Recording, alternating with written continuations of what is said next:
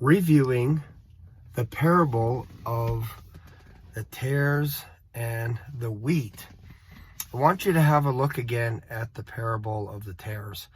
This is in Matthew chapter 13, because I know there's a few people that have said there's no such thing as a pre-tribulation rapture because only the wicked are being removed and the wheat are being left behind, and they'll use the parable of the wheat and the tares. But if you revisit Matthew 13, you'll see that that is not what is happening.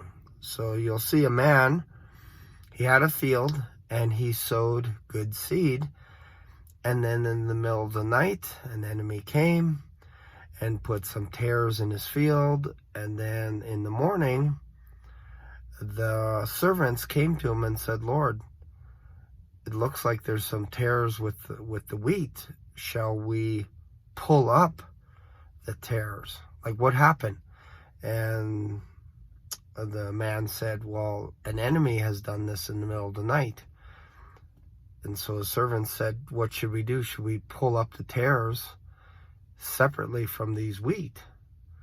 And the person that owned the field said, "No, don't do that. If you pull the tares, you're also going to harm the wheat.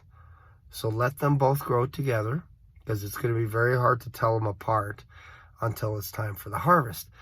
Then, once it's time to harvest them, bind the tares together so that they can't move, they can't flee, there's no escape, and then grab the wheat and put it in my barn." Where's the barn? Usually the barn is separate from the field. Then he says, "Then come back and burn the field." Why? Because it's only tares that are left behind. So read it again. Have a look at it again. I'm telling you, there are people that are trying to say that the wicked are the ones that are getting raptured. The wicked are the ones that are getting removed.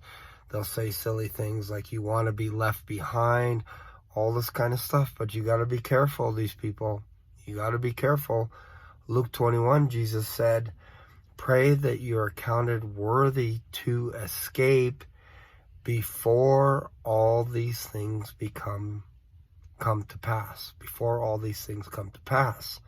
So what does that tell you? That tells you watch. That tells you Jesus Christ can come at any time. He can come today. He can come a week from now, a month from now, a year from now. So I encourage you to revisit the parable of the tares, revisit Matthew 13, have a look at it, and feel free to leave a comment. Let me know your thoughts, and then let me know where you're watching this video from, and I will see you in another video. Bye for now.